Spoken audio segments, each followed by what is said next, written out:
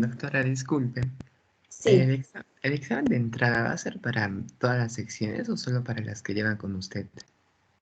no, solo para la A, la B y la C. Como les indiqué, la cuarta, la D, queda pues bajo la libre cátedra de la doctora Zapata. Ya, muchas gracias, doctora. Ya, a ti. Bueno, entonces, abordando ahora lo que es fisiología de la reproducción, ¿no? Ya específicamente, faltaría recordar, ¿no? Recordar, porque eso ya se vio antes, ustedes lo han visto. Nosotros, disculpen, nosotros tenemos ahí, ¿no? La neurohipófisis, tenemos la hipófisis posterior, la adenohipófisis, cada una produciendo determinadas hormonas, ¿no? Aquí yendo a lo que es la neurohipófisis, ¿no? La neurohipófisis, recordarán que libera la hormona antidiurética, la ADH, la vasopresina, que ya se vio antes, ¿no? Y aquí hay cuerpos celulares, ¿no? Principalmente los supraópticos. Después tenemos lo que va con el tema, que es la oxitocina, ¿no? Y los cuerpos celulares de ella son los núcleos paraventriculares. Entonces, incluso acá se vio que había una diferencia entre la ADH, la vasopresina y la oxitocina, ¿no?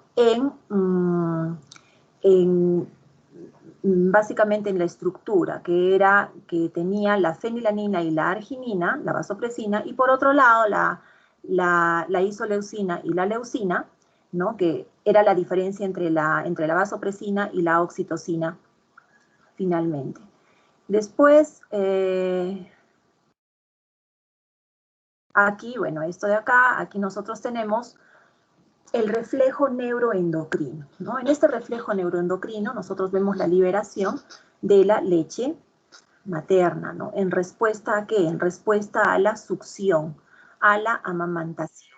Entonces, la boca del recién nacido va a estimular el mamilo, ¿no? El mamilo del seno, ¿no? De la mama. Entonces, esto va a estimular, va a dar unas señales sensitivas, ¿no? Que van a llegar al cerebro, que es el centro integrador, y ahí va a haber una señalización eléctrica en el neuronio eferente que va a inducir la liberación de las neuronas, de la neurohormona oxitocina.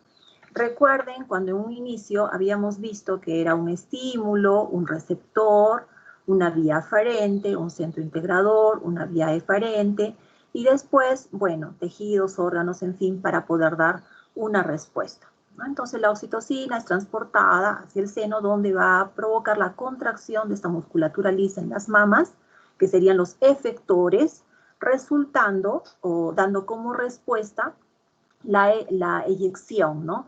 De la leche propiamente dicha. Entonces, en este momento aquí tenemos, ¿no? La oxitocina. Hay una serie de situaciones. La eyección del bebé y también la succión del bebé. La succión del bebé frente al mamilo del seno de la mamá. Ahora, la succión es un estímulo mecánico, ¿no? Es un estímulo mecánico, ya que la boca del bebé, ¿no? Del recién nacido, del bebé en este caso, va a inhibir esa succión misma, va a estimular y va a inhibir también la hormona, va a inhibir la liberación de la PIH, ¿no es cierto? Que es la hormona inhibidora de prolactina por el hipotálamo. Entonces, al haber la inhibición de esta hormona, va a haber mayor cantidad de prolactina, ¿no? De forma espontánea, resultando también por esa vía la producción de la leche. Entonces, ¿y qué nos dice con esto? Entonces, hay algo también importante acá, ¿no? Que hay experiencias en que hay a veces la liberación no propia, inadecuada de la leche, ¿no es cierto?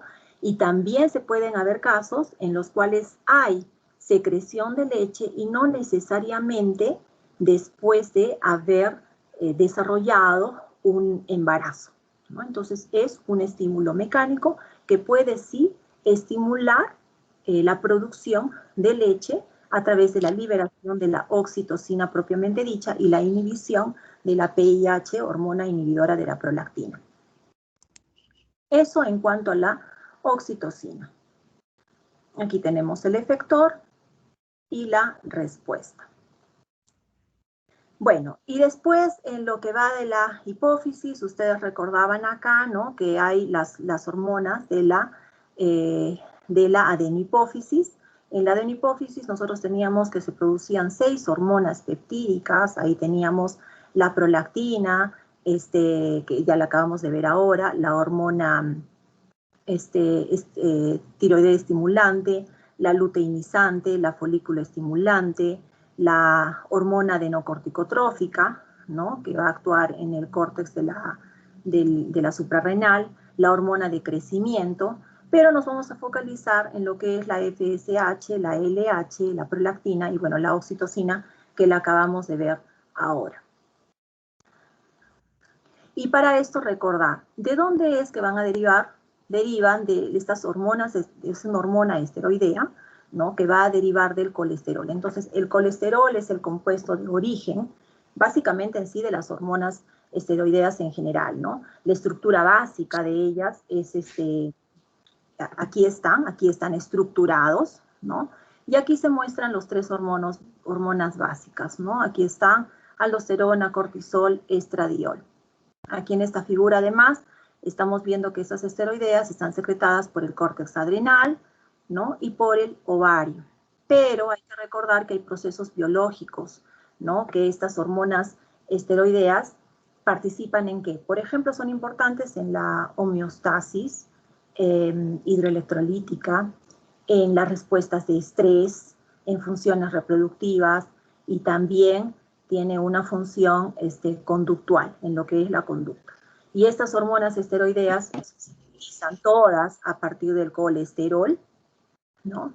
Y ya en las células específicas, que en este caso veremos el ovario, los testículos, placenta, además las hormonas esteroideas también, corteza suprarrenal y sistema nervioso central. Se pueden clasificar en las progestinas, que es lo que se va a ver ahora, los glucocorticoides, mineralocorticoides, andrógenos y estrógenos, ¿no? La velocidad, ahora cuando se habla de una velocidad de recambio, se dice que estas hormonas esteroideas tienen una velocidad de recambio elevada. ¿Qué quiere decir? Ellas no se almacenan, ellas no se van a almacenar. Porque cuando ellas son secretadas directamente al torrente sanguíneo. Ahí ellas van a circular, ¿no?, libremente, o en todo caso van a estar unidas a proteínas plasmáticas, como cuáles, recordando, albúminas y globulinas. Entonces aquí estas hormonas esteroideas, entonces, que están unidas a estas proteínas plasmáticas, van a funcionar en esa situación como si fuesen unas reservas. Yendo entonces acá, ¿no?, continuando con esta parte. Aquí tenemos las progestinas, los glucocorticoides, ¿no?, los mineralocorticoides y los estrógenos y los andrógenos. Recordando, ¿no?, recordando de las progestinas. Bueno, primero recordando de los glucocorticoides, ¿no? Los glucocorticoides, inmediatamente acá vemos el cortisol, cortisona, corticoesterona. Ellos son sintetizados en la corteza adrenal. La función de ellos participan mucho en lo que es el estrés, también el metabolismo de la glucosa y la gluconeogénesis. En los mineralocorticoides, aquí están la aldosterona y la 11-desoxicorticosterona. Ella es sintetizada en la corteza adrenal también y participa en el... Aquí ya ven el equilibrio, la homeostasis hidroelectrolítica.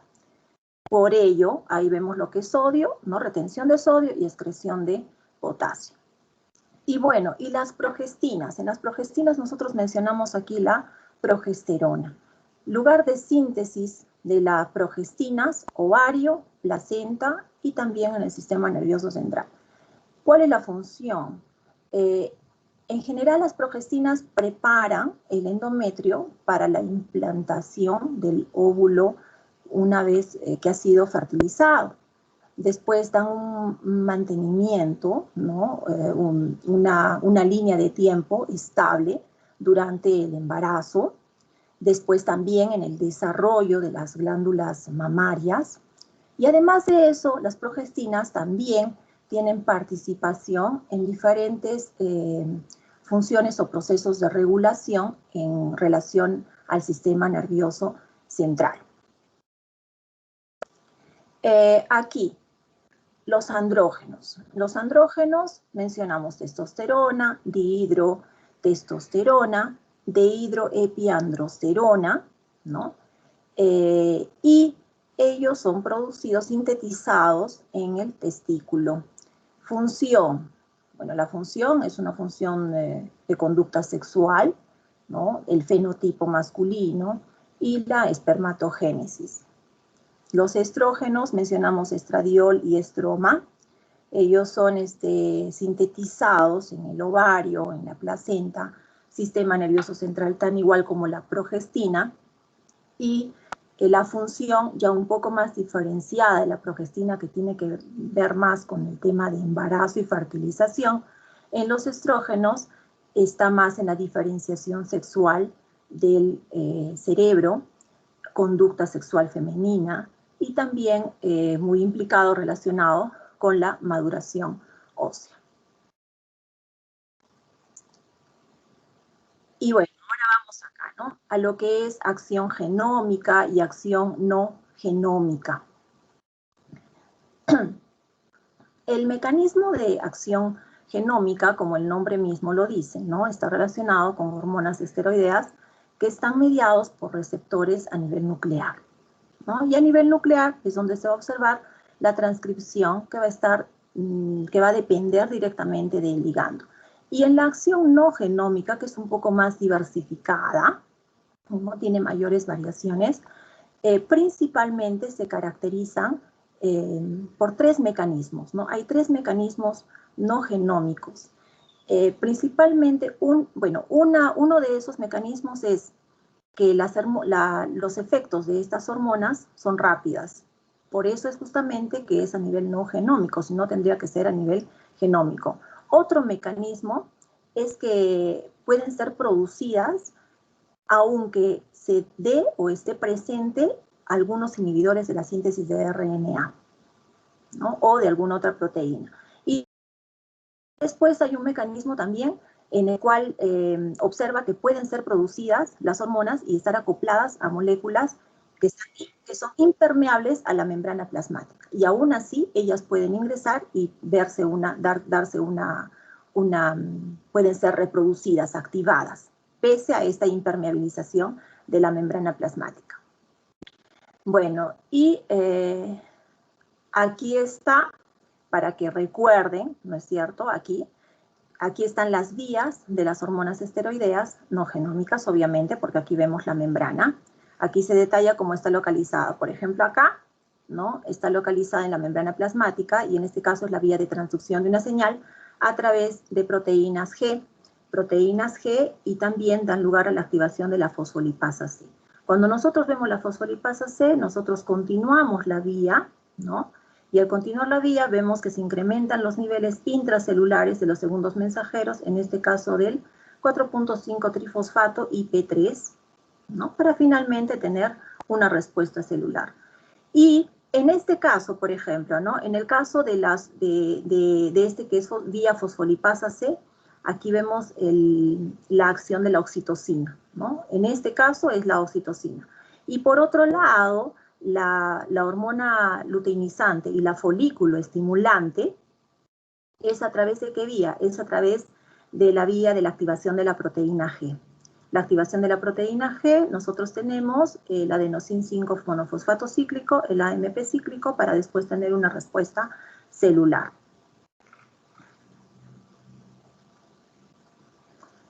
Y la química. Bueno, la química, continuando aquí, hormonas esteroideas, pero nos vamos a focalizar más en lo que son el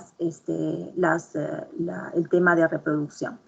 Entonces, para recordar, ¿no? Y para tener presente, nosotros tenemos que pensar que el cerebro es el que va a regular que es quien regula la reproducción, ¿no? Y todo esto comienza con la secreción justamente de hormonas, que pueden ser hormonas peptídicas, proteicas, glicoproteínas, que son producidas en el hipotálamo y liberadas a nivel de la adenohipófisis. Entonces, ahora, cuando se toca el tema de hormonas esteroideas sexuales, ahí pensamos en los andrógenos, en los estrógenos, en la progesterona principalmente, ¿no? Y ellas están relacionadas, ¿no? Muy relacionadas con precursores. El precursor ya lo hemos visto que es el colesterol, ¿no es cierto? Ahora, ambos sexos producen andrógenos y estrógenos, pero es de conocimiento que los andrógenos predominan en los varones, ¿no? Y los estrógenos en las mujeres. ¿En qué sentido, por ejemplo? En los hombres tenemos mayor cantidad de liberación de testosterona que es secretada por los testículos, ¿no? Y el 5% de la testosterona ya proviene del córtex adrenal. Y bueno, aquí entonces nosotros observamos, ¿no es cierto?, que los testículos, en este caso nosotros tenemos el colesterol, ¿no?, la pregnolona, la progesterona, y esta va sintetizándose dihidroepiandrosterona, aquí tenemos la testosterona, y aquí ella se va, aquí la testosterona va a dividirse en estrógeno, E1 y E2. Aquí está la dihidrotestosterona todavía, ¿no? A ver, hay algunos efectos fisiológicos de la testosterona que en verdad son dados justamente por la dihidrotestosterona, básicamente. Ahora, la cantidad, ¿no?, de estrógeno que se vaya a sintetizar en los tejidos periféricos también es considerable, también es resaltante, digámoslo así. Bueno, entonces aquí continuamos. Vamos a ver acá. Ya. Aquí vamos ya con la química específica de la síntesis de los estrógenos. Aquí tenemos beta-estradiol, ¿no? Aquí tenemos el estroma, el estriol y el estradiol. Entonces, básicamente aquí, ¿no?, ahí nosotros, ¿qué vamos a observar? Nosotros observamos que el estradiol, principalmente, ¿no? Aquí tenemos el estradiol. El estradiol principalmente es liberado por el córtex suprarrenal y por las células teca del ovario. Por otro lado, aquí tenemos que el beta-estradiol, ¿no?, el beta-estradiol, principalmente por los ovarios, y por otro lado, el estroma, que está en una cantidad mucho menor, ¿no?, mucho menor. Él es liberado por la conversión a nivel de hígado y también, y también puede ser, además, en menores cantidades, también es considerado, aunque sea en menores cantidades, es considerado como uno de los estrógenos, de los 3 estrógenos, que es el estroma, el estradiol y el 17-beta-estradiol.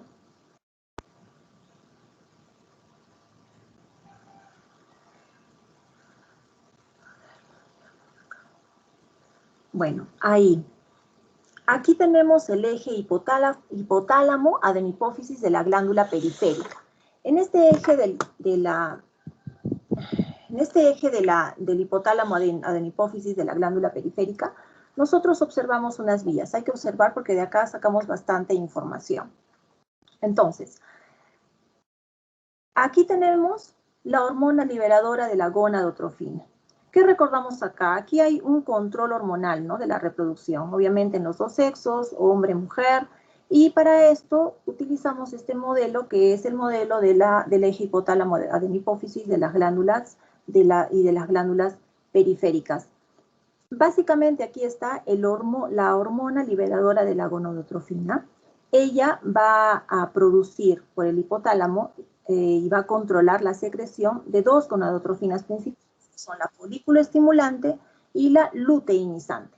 Y ahí es donde comenzamos con todo. La folículo estimulante, la FSH, ¿no? Junto o en trabajo con otras hormonas esteroidales que son sexuales, va a ser importante. ¿En qué situación? Para mantener, por ejemplo, iniciar y mantener la gametogénesis. Por otro lado, la hormona luteinizante va a actuar principalmente en células endocrinas y ella va a estimular la producción de hormonas sexuales esteroideas.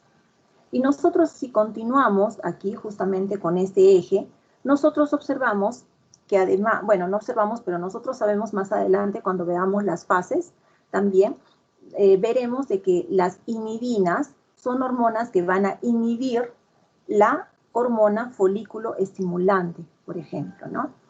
Entonces, y también hay otras, por ejemplo, que son las activinas, que por otro lado,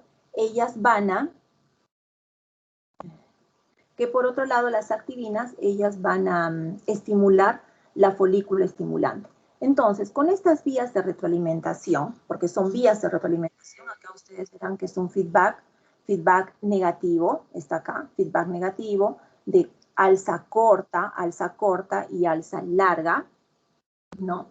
Se ve que los esteroides de las gónadas van a suprimir la secreción de ¿quién? De la hormona liberadora de la gonadotrofina, van a inhibir, ¿no?, la hormona folículo estimulante a través de esta vía, porque va a ir directamente, ¿no?, a la inhibición en este caso a nivel de adenipófisis, ¿no? Después tenemos también de la inhibición de la FSH, de la luteinizante por la adenipófisis, y esto a través de la alza corta, ¿no? Y entonces en ese momento se observa justamente la inhibición a través de esas dos alzas.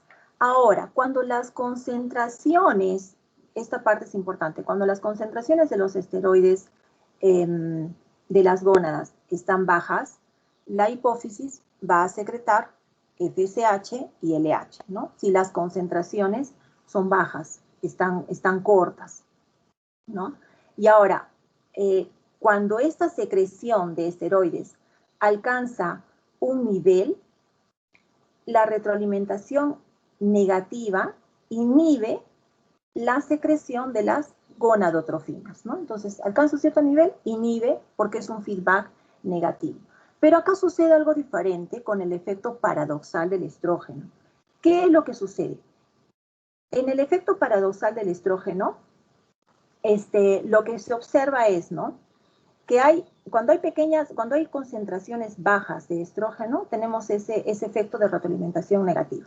Ahora, si la secreción del estrógeno aumenta más allá de un lineal, ¿no?, pero aumenta mucho, y por un tiempo, por un intervalo mayor, o sea, no fue un pico simplemente, sino fue un tiempo mayor a 36 horas, ¿no?, ahí tenemos que esa retroalimentación negativa se torna retroalimentación positiva, lo que va a dar con la liberación de las gonadotrofinas, particularmente ¿cuál? La LH, ¿no?, la luteinizante, que va a ser estimulada. Ese efecto se llama paradoxal, ¿no?, efecto paradoxal del estrógeno. Y bueno, está relacionado con la liberación de las gonadotrofinas, que van a tener un papel importante en el ciclo reproductor femenino, básicamente, ¿no? Bueno, entonces ahí el hipotálamo va a liberar gonadotrofinas en pequeños pulsos. Nosotros también tenemos que la hormona liberadora de gonadotrofina, ¿no?, la hormona liberadora de gonadotrofina va a liberar por pequeños pulsos. Los pulsos son de 1 a 3 horas, ¿no?, tanto en hombres, en mujeres, en la región del hipotálamo, va a liberar la hormona liberadora de gonadotrofina, ¿no? Y eso se llama, es denominado como el generador de pulso. Y la llave que ustedes lo observan claramente, estímulo, centro integrador, que en este caso hay varios niveles, ¿no?, por eso es periférico, eje hipotálamo adenipófisis periférico, vía eferente, efector y el tejido de respuesta propiamente dicho. Bueno, sobre la diferenciación. Bueno, en la diferenciación habíamos visto de que tenemos los gametos, ¿no? Las gónadas que son los órganos que producen los gametos, que pueden ser los ovocitos, ¿no? O también los espermas. Bueno, son las células germinativas básicamente. Y ocurre, ¿no? Y esta diferenciación, por lo que ya se vio la otra vez, ocurría en torno aproximadamente de más o menos en el segundo mes a los 40 días. Y para todo esto nosotros tenemos, ¿no? Consideramos que hay genes localizados que localizados en cromosomas sexuales justamente y que van a actuar para ciertas diferenciaciones. Recordando, nosotros teníamos que el embrión antes de esos 40 días, esos 2 meses, es un embrión precoz, ¿no? Y tiene un genital externo bipotente. En ese genital externo bipotente, nosotros habíamos visto incluso el gen SRY, ¿no es cierto? Y habíamos, si ustedes recuerdan, se hablaba de los ductos accesorios, el ducto de Wolf y el ducto de Müller. El ducto de, por ejemplo, en el ducto de Wolf nosotros observábamos que él se iba a diferenciar, ¿no? En el epidídimo, en canales deferentes y en vesícula seminal. Y por otro lado, y involucionaba si estábamos hablando de un embrión diferenciándose para hombre, ¿no? Si indiferenciaba, retornaba en el caso que era mujer. Y el ducto de Müller, por otro lado, él daba origen a los túbulos uterinos, al útero, al cuello del útero y al tercio superior de la vagina. Bueno, y entonces, justamente esa diferenciación, ¿no? de los genitales externos para que sean masculinos o femeninos, ¿no? Estaba determinado, ¿no? por la ausencia o presencia del gen SRY, que está localizado en el cromosoma Y. Y para esto se tratan acá, se mencionan, ¿no? Solamente se mencionan algunas situaciones en las cuales estos genes localizados en cromosomas sexuales, como el SRY, va a actuar como un inductor en la determinación sexual masculina. Entonces, la expresión en las células somáticas de la cresta genital, ¿no? va a permitir que se desarrolle o se desenvuelva el testículo justamente a raíz de lo que ya les había recordado, que es el ducto de Wolf. Además de esto, también nosotros tenemos el otro gen, que es el gen ATRX y el gen DAX1, que para mencionar solamente, ellos están ligados al cromosoma X, ¿no? Y están vinculados principalmente con anormalidades o con alteraciones de padrones de retardo mental y también atrofia de las gónadas. Otra situación acá de genes ubicados en autosomas, tenemos el SF1, el WT1, el WIN4 y el SOX9.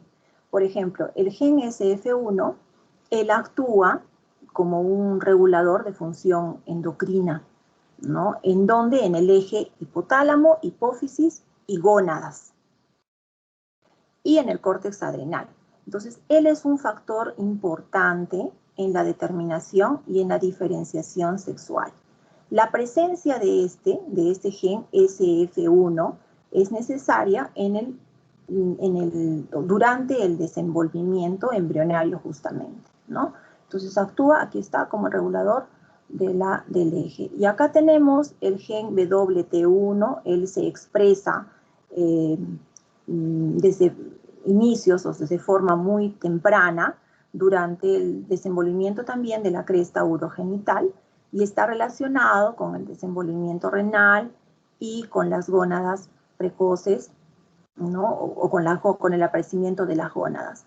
El WIN4 es otro gen, ¿no? En este caso, que está relacionado con el desarrollo femenino, diferenciación celular de los ovarios, y el SOX9, ¿no? Es un gen que está expreso en los testículos, está expresado en los testículos, tiene relación con el desenvolvimiento y con la condensación de células mesenquimatosas precursoras de cartílago y también de hueso, además de su relación con los testículos, ¿no? Se menciona en estudios que hay una interacción entre el SRY y el SOC9 y que esta interrelación es muy importante para el desarrollo masculino apropiado. Bueno, y ahora, continuando, ¿no? Con el crecimiento del folículo ovariano. Aquí nosotros tenemos 4 figuras, 4 gráficos para poder un poco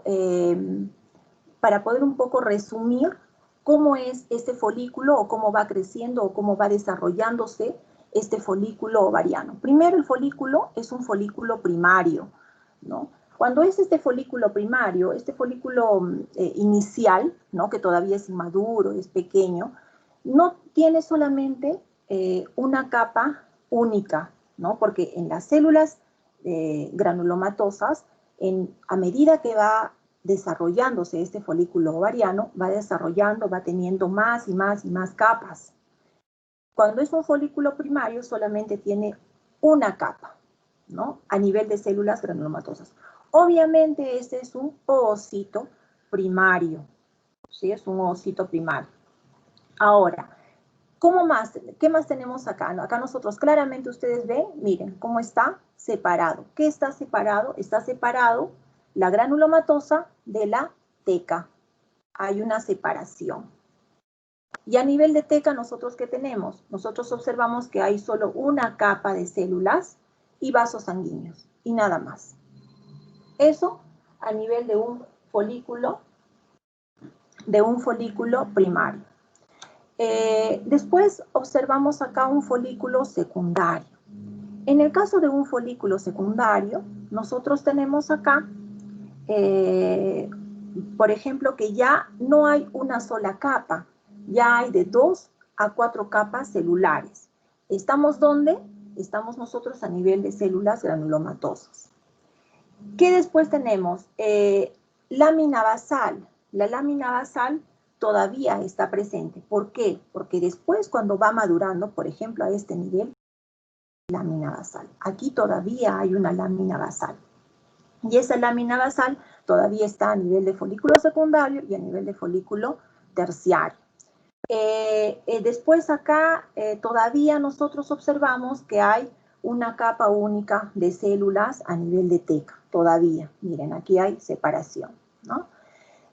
El folículo terciario, cuando ya está avanzando un poco más, ¿no? Que es una fase folicular tardía, digamos, el folículo terciario está en la fase folicular tardía, ya observamos que ya hay una zona pelúcida, porque ya está madurando, ¿no? Este folículo ovariano. Y ya hay mayor cantidad de capas. Aquí ya encontramos de 3 a 4 capas a nivel de las células granulomatosas. Y aquí, ¿qué se observa? El antro. Anteriormente no observábamos antro ni en el folículo primario ni en el folículo secundario. Pero acá nosotros sí observamos un antro. Y en este antro, nosotros incluso, se observa de que está hinchado y puede llegar hasta tener unos 15 a 20 milímetros de diámetro, ¿sí? Y a nivel de la teca, ya en la teca observamos 2 capas, una capa interna y una capa externa. La capa interna es una capa secretoria y tiene vasos sanguíneos pequeños, y la camada o la capa externa, digamos así, tiene un tejido conjuntivo con células sanguíneas ya un poco más grandes. Y aquí tenemos el cuerpo lúteo. El cuerpo lúteo, aquí ya lo consideramos en 2 partes. La fase lútea y la fase postlútea. En la fase lútea, ahí nosotros vemos que es un cuerpo lúteo propiamente dicho, y el cuerpo albicante es en la parte o en la fase postlútea. En ambas situaciones, nosotros no vamos a observar que tiene zona pelúcida, ya no. Por ejemplo, en el cuerpo albicante, ahí ya nosotros vemos que ha habido una degeneración de las células granulomatosas, ¿no? Pero, por ejemplo, en el cuerpo albicante ya no observamos antro, ya no hay lámina basal. Sin embargo, en el cuerpo lúteo todavía hay unos vestigios del antro, ¿no? Y finalmente, aquí ya las células se generaron totalmente en el cuerpo albicante, que es cuando ya vemos la parte final, ¿no? Cuando fue la menstruación proliferativa, fase secretoria, para que nuevamente se regrese al ciclo de al ciclo menstrual propiamente dicho. Aquí el ciclo menstrual que está relacionado o interligado, predomina el estrógeno, ¿no? El estrógeno predomina en la fase folicular, ¿no? Y la progesterona en la fase lútea propiamente dicha. Este es el ciclo menstrual. Acá tenemos el ciclo ovariano.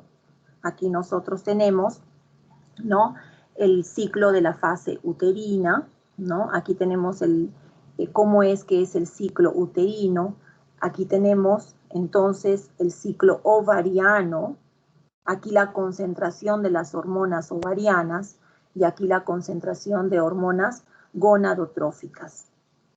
Y finalmente acá también se ve, ¿no?, la descripción de la temperatura basal, porque es como se va acompañando ahí, como es que va viendo. Justamente la temperatura basal es la hormona de la progesterona, donde vamos a ver principalmente esas alteraciones. Bueno, y acá, para solamente resaltar lo que ustedes han observado en esta parte, para resaltar acá, nosotros tenemos las hormonas ovarianas, ¿no?, y tenemos las hormonas gonadotróficas. Estas hormonas gonadotróficas, ¿no?, como están acá relatadas, tenemos que hay un pico de la hormona luteinizante comparado con la hormona folículo estimulante, que más adelante vamos a ver que esta hormona folículo estimulante tiene este pico por la inhibina. Y acá las hormonas ovarianas, vemos el estrógeno, que tiene un mayor pico antes de la ovulación, y la progesterona, por otro lado, después de la ovulación. Y acá con el control hormonal del ciclo menstrual, ¿no?, que estos son en términos generales, de forma general. En la fase folicular precoz, en la fase folicular precoz, nosotros, ¿qué es lo que observamos? Nosotros observamos en esta fase, que es la inicial, ¿no?, es la parte inicial, y que ya se ha visto antes en este cuadro anterior, ¿no? Aquí está la fase folicular precoz. Vamos a continuar la fase temprana, la fase tardía, después tenemos la fase lútea temprana y la fase lútea tardía propiamente dicha. En la fase folicular precoz nosotros observamos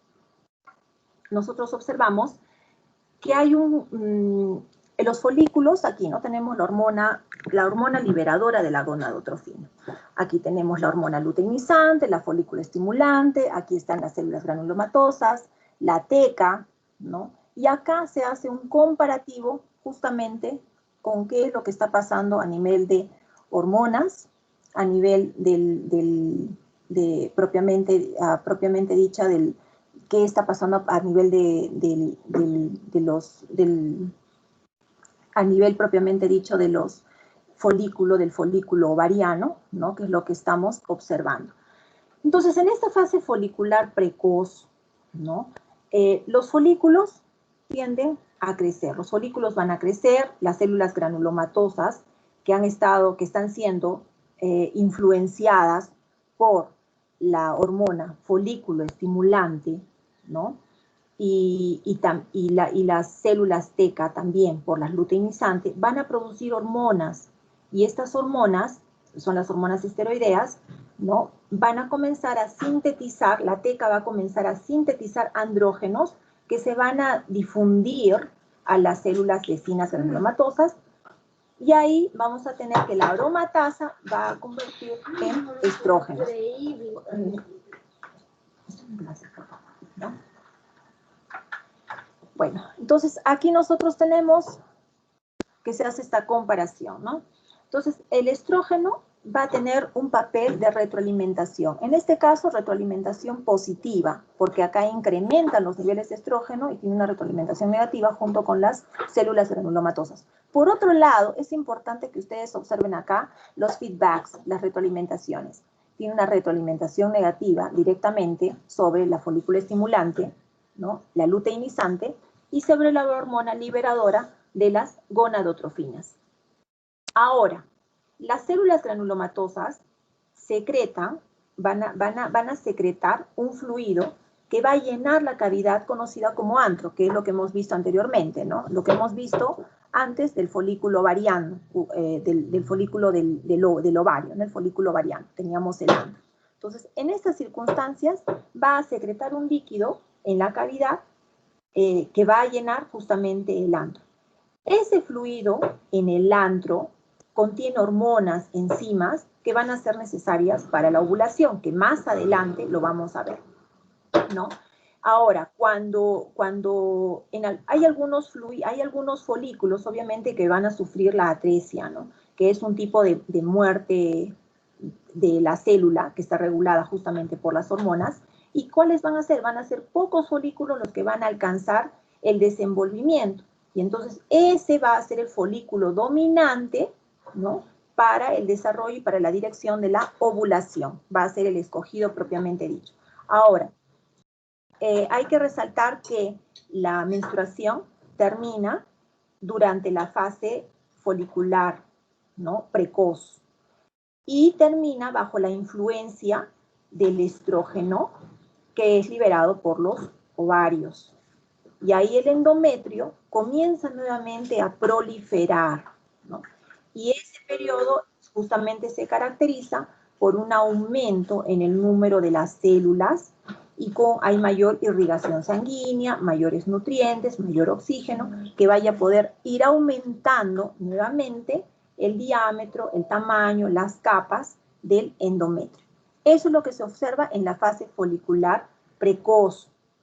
Después de la fase folicular precoz, bueno, aquí nosotros tenemos la fase folicular tardía, que obviamente la precede la ovulación. En la fase folicular tardía, ¿no? Se observa, por ejemplo, que acá nosotros tenemos igual, en la anterior que teníamos, lo mismo, ¿no? La hormona liberadora de las gonadotrofinas, teníamos el folículo, las células granulosas, las células teca, andrógenos, y acá nosotros, si ustedes recuerdan, en la fase folicular precoz teníamos incremento en los niveles de estrógeno, y este incremento en los niveles de estrógeno tenían un feedback, una retroalimentación positiva con las células granulomatosas. Acá es diferente. Acá lo que nosotros observamos es que tiene una retroalimentación negativa hacia la hormona folículo estimulante, ¿no? Y bueno, y por otro lado, acá también la hormona liberadora de las gonadotrofinas. Entonces, en esta fase folicular, que ya es la última, porque después ya va a venir lo que es la ovulación, nosotros vemos un pico en la secreción del estrógeno, ¿no? Al final, por el ovario. Entonces, cuando nosotros observamos ese pico, es donde nosotros vamos a pasar a lo que es la ovulación propiamente dicha. Pero eso es al final de esta fase. Al final. Nosotros, antes de la ovulación, ¿no? Antes de la ovulación, se encuentran que hay concentraciones de estrógeno que van a ir aumentando, y obviamente van a favorecer, ¿no? Van a favorecer para que haya una respuesta de la hipófisis a la hormona gonadotrófica. Y ese pico va a ser mayor definitivamente, ¿no? Para la hormona luteinizante, que ustedes verán acá. diferente de ese pico de la hormona folículo estimulante. ¿Y por qué? Y esto ustedes lo ponen en un paralelo cuando les mostré esa figura de las hormonas gonadotróficas, que está acá. En las hormonas gonadotróficas ustedes verán que la línea, ¿no? La línea acá de la hormona folículo estimulante es menor que la luteinizante, porque justamente la luteinizante, como ustedes ven aquí, no tiene nada que la esté inhibiendo. Acá tenemos la inhibina. Esta inhibina, hasta cierto punto, inhibe también que esta folícula estimulante tenga un mayor pico poco antes de la ovulación. Entonces, ella va a suprimir. La folícula estimulante tiene un pico, pero en escalas menores, porque está siendo suprimida por la inhibina, ¿no? Propiamente dicho. Entonces, este pico de la luteinizante, por otro lado, la hormona luteinizante, es muy importante para la ovulación. Probablemente, ¿no? Sin ello, nosotros no podríamos llegar al final de la maduración del ovocito propiamente dicho, ¿no? Entonces, ahora, este ovocito primario, ¿no? El ovocito primario, que es un corpúsculo polar, y va a ir degenerando, desarrollándose poco a poco, como hemos visto en ese cuadro del folículo ovariano propiamente dicho, en altas concentraciones de estrógeno en la fase folicular tardía, va a ir preparando para que el útero pueda estar listo para un embarazo. ¿Y cómo se ve eso? Por el endometrio. Entonces, en el endometrio, ahí ya se ve que la espesura es mayor.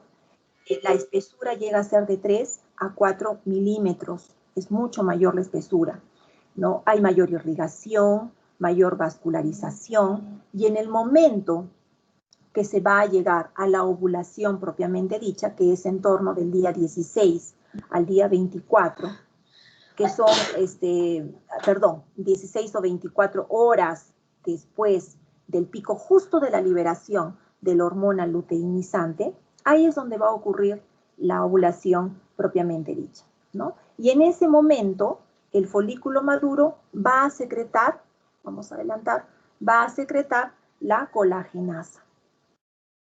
¿Y qué pasa con la colagenasa? La colagenasa va a disolver el colágeno del tejido conjuntivo justamente que mantenía las células foliculares juntas. Y en ese momento vamos a tener que estas fibras colágenas van a reaccionar, van a tener una respuesta inmunológica, que en este caso es una reacción inflamatoria. Y cuando nosotros hablamos de inflamación, inmediatamente recordamos de los leucocitos. Entonces, va a atraer leucocitos y obviamente va a haber una presencia de prostaglandinas dentro de este folículo. Y estas prostaglandinas van a causar la contracción muscular lisa contra las células teca. Y ahí se va a romper la pared del folículo en ese momento, y es lo que nosotros vamos a tener propiamente el folículo roto y la luteinización, ¿no? Entonces, además de promover la ruptura de este folículo, el pico de la hormona luteinizante va a estimular, o sea, va a producir que las células teca migren para dentro de ese espacio antral, que es lo que hemos visto en el desenvolvimiento del folículo ovariano, ¿no? Y ahí va a haber una mezcla de células granulomatosas que van a llenar esa cavidad. Y en ese momento nosotros llamamos que es un proceso conocido como la luteinización. Eso en la ovulación. En la fase lútea precoz media. En esta fase lútea precoz media, que el nombre lo dice, que viene después de la ovulación, ¿no? El cuerpo lúteo ya está comenzando a degenerarse, ya produce cantidades cada vez mayores, ya se observa cantidades mayores de progesterona, ¿no? Ahí se observan que hay mayor cantidad de progesterona, ¿no? De estrógeno también, ¿no? Pero aquí hay la dominancia de la progesterona. En la anterior, nosotros, en la fase precoz folicular, predominaba el estrógeno. En la fase lútea predomina la progesterona, es la que domina principalmente en la fase lútea, ¿no? Y Y bueno, aquí en esta acá nosotros tenemos igual la hormona liberadora de la gonadotrofina. Miren, los niveles de la folícula estimulante están menores, luteinizante menores. El cuerpo lúteo, ¿no? Ya está degenerándose poco a poco. Y hay la liberación de estrógeno, progesterona e inhibina. Entonces, bueno, en este nivel la progesterona, ¿no? La progesterona va a influenciar las glándulas del endometrio, obviamente, y van a prepararlo para el embarazo, ¿no? Pero como no ha habido si no ha habido una fertilización, obviamente todo esto se va a degenerar. ¿Y cuál es la acción de la progesterona? La progesterona va a hacer que haya un moco cervical más espeso. Ese moco incluso crea como un bloqueo en la abertura del cérvix, pudiendo impedir, ¿no? Pudiendo impedir alguna infección bacteriana, función profiláctica propiamente dicha, ¿no? Otra acción interesante de la progesterona en este momento es su capacidad termogénica. Durante esta fase lútea, ¿no? de un ciclo ovulatorio propiamente dicho, la temperatura basal de la mujer es aproximadamente de 36.4 grados centígrados. Sin embargo, inmediatamente, horas después, la temperatura incrementa, ¿no? Se mantiene y se eleva un poco. Y es lo que nosotros observamos como otra de las funciones de la progesterona. Después de la fase, bueno, acá nosotros tenemos ya, ¿no? La fase lútea temprana media, propiamente dicha, aquí está.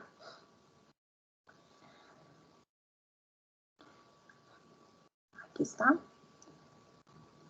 Y la que precede ya es la fase lútea tardía. En esta fase lútea tardía, ya claramente se observa que el cuerpo lúteo ya tiene una vida intrínseca ya de bastante tiempo, ¿no? De unos 12 días, no ha habido fertilización, no está dándose un embarazo, el cuerpo lúteo va a degenerar y acá nosotros tenemos el cuerpo albicante, ¿sí? Y en este momento nosotros vemos que el endometrio, ¿no? El endometrio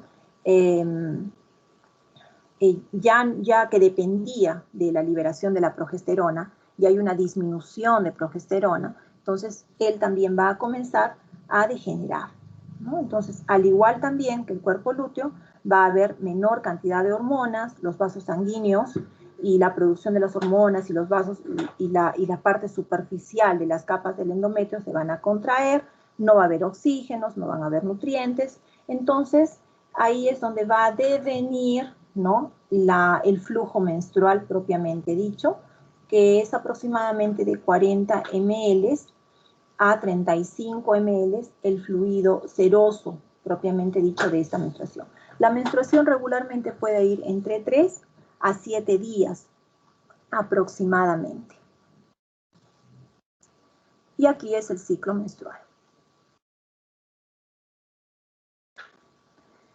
Y aquí el ciclo endometrial, ¿no? El ciclo endometrial.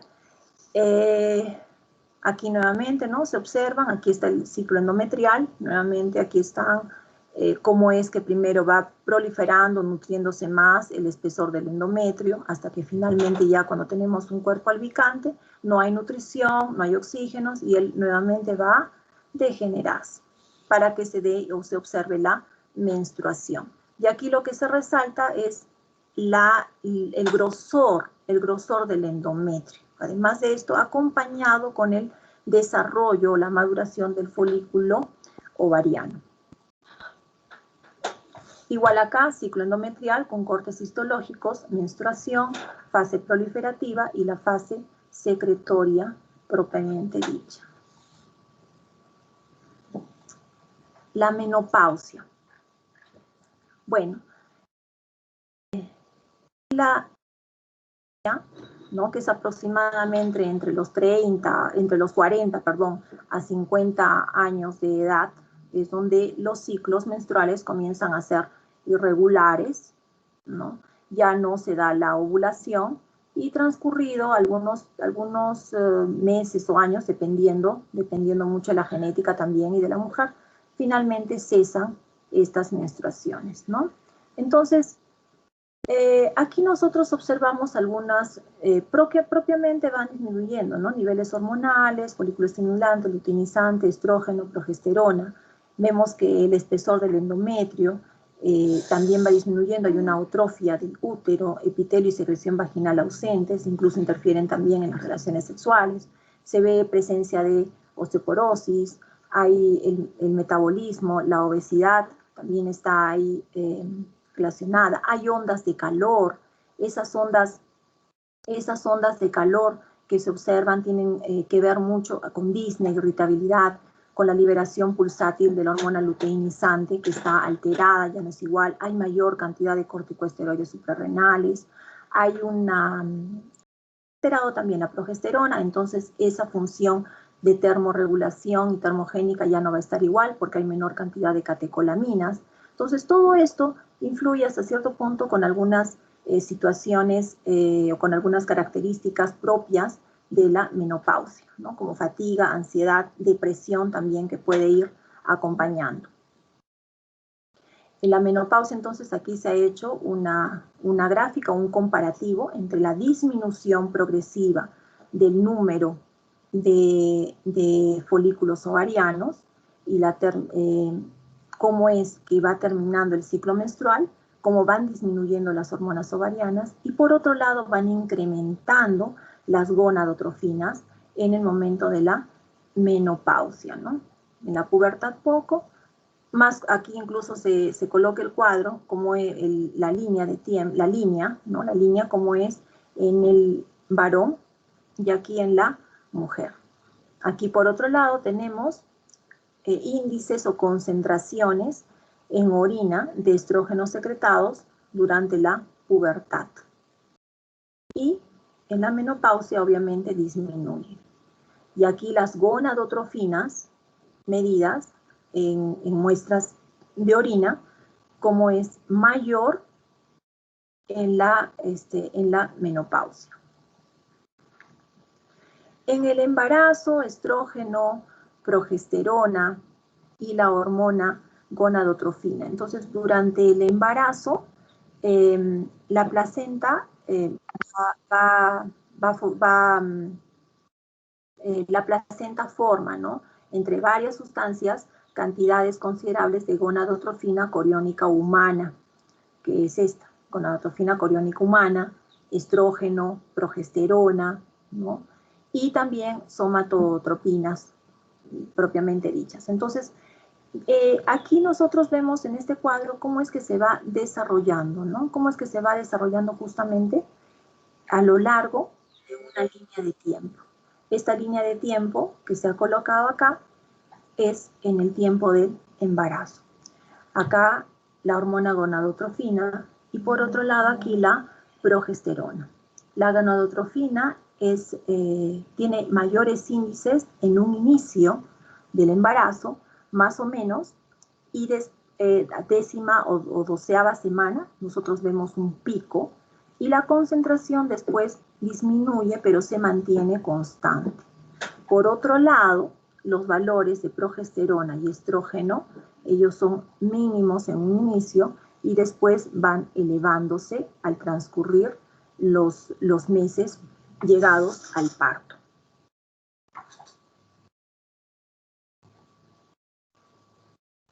¿Qué tenemos nosotros, además de todas estas, de las hormonas sexuales femeninas? En las hormonas sexuales femeninas hay algo que se estudia mucho y que se conversa mucho, que son los síndromes premenstruales o los trastornos disfóricos premenstruales. Ya se estudia mucho, se considera mucho que el 12% de mujeres sufren de trastornos premenstruales, ¿no? Y esos trastornos premenstruales afectan el líbido, afectan el humor, afectan incluso el sistema inmunológico, ¿no? Tiene que ver mucho también con inflamación. Entonces es muy estudiado el dimorfismo sexual. El dimorfismo sexual en inflamación, en dolor, en conducta, en diferentes aspectos. Aquí yo les estoy mostrando una investigación en la cual se estudió, ¿no? Diferentes tasas, ¿no? Diferentes tasas o índices de prevalencia en la mayoría de condiciones de dolores musculoesqueléticos. Nosotros sabemos, en esta situación es el músculo de la articulación temporomandibular, pero esto realmente refleja muchas condiciones dolorosas musculoesqueléticas en las mujeres, justamente deviniendo de estos picos hormonales, ¿no? Porque hay esta alteración o estos picos que son fisiológicos, desde luego, pero que en algunas mujeres o en alguna parte de la población de mujeres a nivel mundial les da una mayor prevalencia para sufrir dolores musculoesqueléticos. Entonces, aquí, en este dibujo, que es un trabajo de Leheche, ella lo que estaba mostrando, lo que muestra acá, es en este primer cuadro, dice worst pain, el peor dolor, y en este caso, sin dolor, ¿no? En este primero nosotros mostramos mujeres que están ciclando de forma normal y no están usando anticonceptivos orales, ¿no? Y mujeres que han padecido situaciones de dolor, donde ven acá un pico, y acá situaciones donde no ha habido situaciones dolorosas de dolor musculoesquelético. Ya comenzó. ¿Ya? Después, en esta segunda situación, nosotros observamos que son mujeres que están utilizando anticonceptivos orales. Cuando usan anticonceptivos orales, si ustedes ven este cuadro, van a observar que ya no hay este pico. Este pico que justamente notaba, hay un pico inmediatamente al inicio del ciclo menstrual, ¿no? Pero después desaparece, que está justo coincidiendo con la ovulación, con este pico de la luteinizante, cuando están utilizando hormonas anticonceptivos orales. Por otro lado, acá se hizo de los varones, ¿no? Situaciones donde tenían peor dolor musculoesquelético, pero en hombres. Bueno, pues en ellos simplemente no tenemos el tema de las hormonas. Acá fisiológicamente, aquí sí se nota, ¿no? El inicio, pero acá no hay. Y esto también se comparó seguidamente, ¿no? Con el siguiente caso. En este caso, continúa haciendo la investigación de Leheche y aquí muestra algo importante, ¿no? Nuevamente, un ciclo menstrual de 28 días y aquí mujeres que tienen, ¿no? Por ejemplo, están ciclando de una forma normal, pero que tienen disfunción temporomandibular. Aquí, TMDNC, ciclan normal, pero tienen disfunción temporomandibular. Y aquí, el TMDOC son mujeres que tienen disfunción temporomandibular y ellas están con tratamientos de anticonceptivos orales. Y por otro lado, estas son mujeres que ciclan normalmente, ¿no? Y son los controles. Obviamente ellas no tienen pico ningún pico, ni no tienen padecimientos de dolores musculoesqueléticos. Y acá se observa claramente cómo es que estas mujeres que no están consumiendo anticonceptivos orales, ellas presentan nuevamente este pico de dolor severo en la mitad del ciclo ovulatorio. Y acá lo que se ha colocado es la situación de un varón. En la situación de un varón, por otro lado, nosotros observamos que él, bueno, igual que en el anterior gráfico, pues no tiene la influencia de estos picos, ¿no? De estas disparacidades hormonales, entonces él simplemente va a reflejar una línea de tiempo regular diferente a la de las mujeres. Entonces, ese es el dimorfismo sexual. Existe una diferencia justamente enmarcada por las hormonas sexuales en varios aspectos. Uno de estos, por ejemplo, es el dolor. Puede haber también, y también se observa, en lo que es inflamación, en lo que es conducta, en muchos aspectos. Este otro estudio, desintoxicación y deshabituación del etanol. Bueno, aquí nosotros tenemos 3-alfa-TR-Pro. La verdad, este es un neuroesteroide pregnano, endógeno, y también se le conoce como alopregnanolona, ¿no? Y lo que se usa acá es la fluoxetina. La fluoxetina es un medicamento, es un antidepresivo, y es un inhibidor selectivo de la recaptación de la serotonina. ¿Con eso qué nos dice? Con eso nos dice que es un antidepresivo, ¿no? El más conocido de ellos es el Prozac, por ejemplo.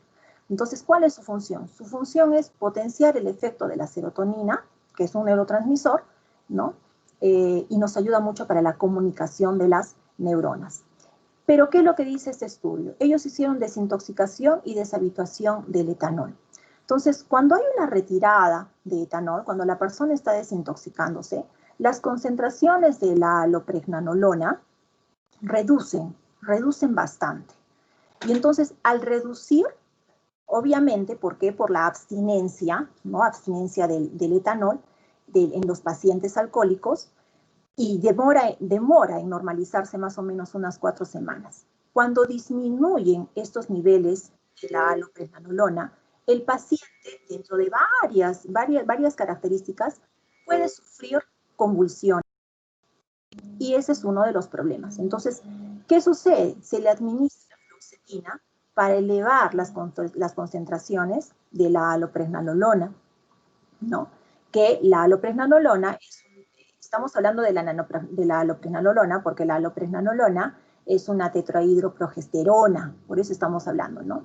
Entonces, cuando se le administra la fluoxetina, ¿no? Que es el Prozac, entonces eleva las concentraciones de la alopregnanolona y eso ayuda a que esa desintoxicación y esa deshabituación del etanol en estas primer mes, digamos así, en estas 4 semanas, no sea tan traumática o no tenga otras mayores devenires o contratiempos con el paciente propiamente dicho, ¿no?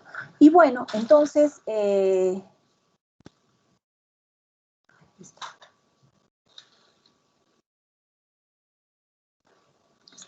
bueno, entonces esto en lo que es reproductor femenino, jóvenes. ¿Alguna pregunta hasta acá?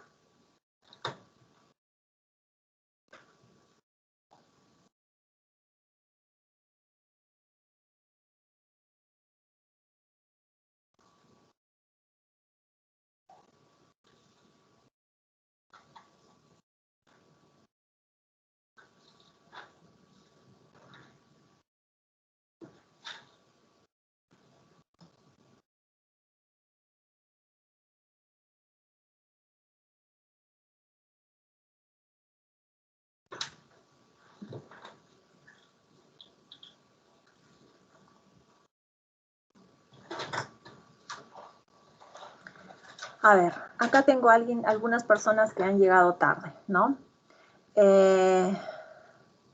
Xiomara Torres.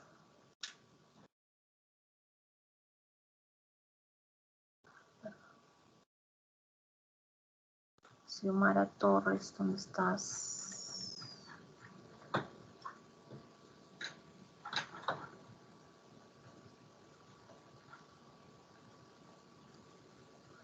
Ariana Choquihuilca. Presente, doctora. Tuve problemas con mi internet. Ya. Laura Gallego. Doctora, ¿me escucha? Sí. Soy Xiomara Torres, doctora. Tuve Sí. problemas con mi internet. Ya.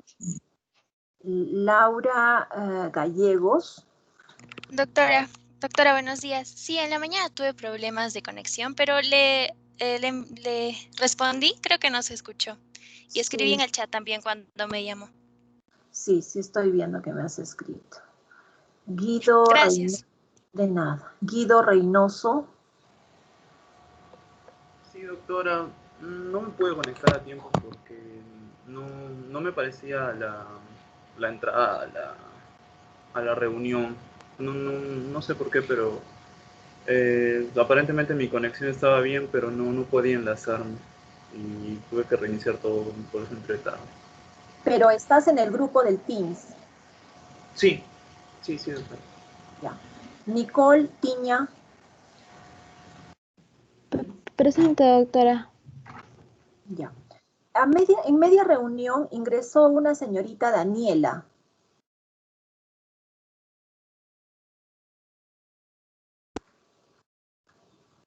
Daniela Calderón creo que fue. ¿Quién fue que ingresó? Daniela Chávez. ¿Quién ingresó en media reunión que la admití?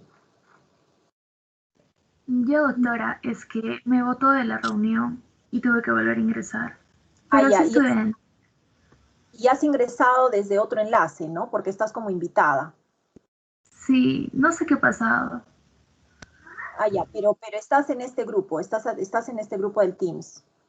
Tienes el Sí, enlace. doctora. Ya. Bueno, jóvenes, entonces, hasta aquí lo que es femenino, la próxima clase masculino. Además de les voy a cargar un artículo de revisión que he encontrado que está en español para que ustedes puedan leerlo de una forma más amena, ¿ya? No está en inglés, está en español, entonces se los voy a cargar también porque el tema de reproductor femenino es bastante amplio. Entonces es un artículo de revisión en español, lo voy a cargar también en el aula junto con la clase de esta semana, ¿ya? Jóvenes, eso es todo entonces. Entonces,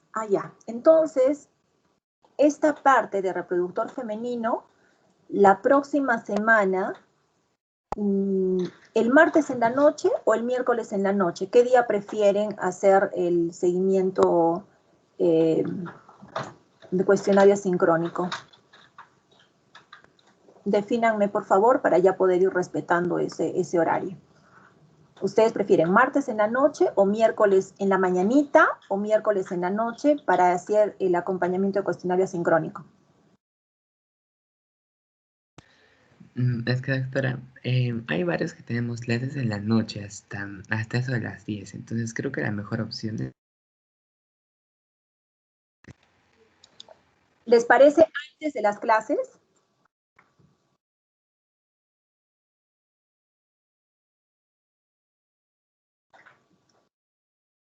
Están escribiendo. Jóvenes, miércoles en la mañana. Ya. El miércoles en Pero, la...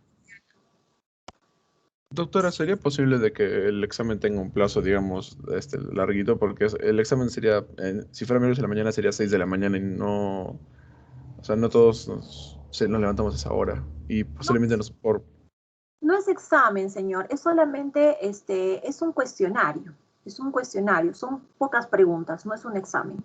Son pocas preguntas, pero estoy pensando que miércoles tienen el grupo B, A y el grupo C, y el sábado tenemos con el grupo B. Entonces, de repente lo voy a dejar para que sea media semana, tipo jueves o viernes en la mañana.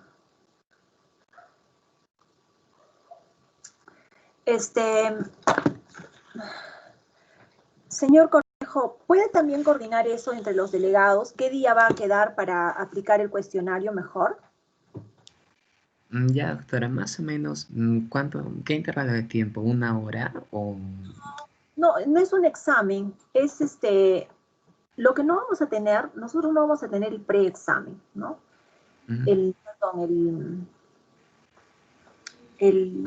Claro, el preexamen lo que teníamos antes.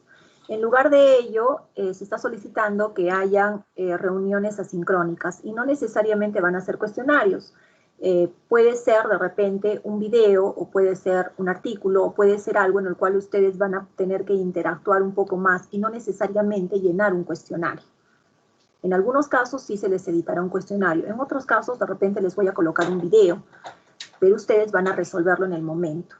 Entonces, la idea es que no sea algo como un cuestionario propiamente dicho. Entonces no va a ser una hora, será exagerando si fuese un video o algo así, sería unos 20 minutos y no más, o unos 15 minutos, nada más. ¿Por qué? Porque van a sumarse, van a irse sumando para que dé el equivalente a los 4 puntos que sabíamos tener con el preexamen, como antes era, digamos. Ahora sería algo parecido, ¿no? Porque ahora la evaluación asincrónica, la verdad, en el caso de ustedes, déjenme ver, es de asistencia, ¿cómo es? Tengo acá. En el caso de ustedes, ¿cuánto es el valor que se les ha dado para la evaluación asincrónica, jóvenes?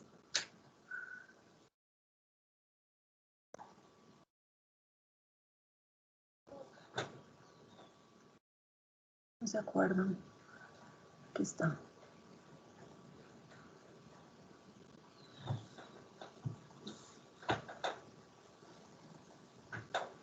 Ya, nosotros hemos dado evaluación continua sincrónica, una valoración de 6 puntos, ¿no? Entonces, esos 6 puntos debemos obtenerlos después de 4 semanas que se está haciendo este acompañamiento asincrónico de avance de contenidos. No va a ser una hora, no, es menos, dependiendo de lo que se aplique, un video o una lectura o de repente un cuestionario clásico, pero no necesariamente siempre va a ser un cuestionario clásico. Entonces, en función de eso, por favor, señor Córdoba, Cornejo, me gustaría que coordines con los otros delegados y definir si puede ser el día jueves o el día viernes, o de repente todos quieren el día miércoles, y por lo que veo quieren en la mañana, o de repente en la noche. Ustedes definan, por favor, pero para que todos puedan dar un día de la semana esa evaluación continua de contenidos. Ya, doctora, no hay problema. Yo le informo después de eso. Ya. Ok, entonces está quedando así, ¿ya? Ya, jóvenes, entonces muchas gracias. Decidan todos en grupo para que sea algo que se acomode para todos. Doctora, Sí. disculpe, yo no, también entré un poco tarde. No tenía acceso a internet. Su nombre. Yanela Huarachi Gallegos. Pero usted tiene presente. ¿Sí? Sí, es que se iba y pensé que no me había escuchado. Sí, usted tiene presente. Yanela Huarachi. Ajá. No está en esta lista, creo. A ver. Me incorporé sí, después, entonces recién también he actualizado lo de la matrícula.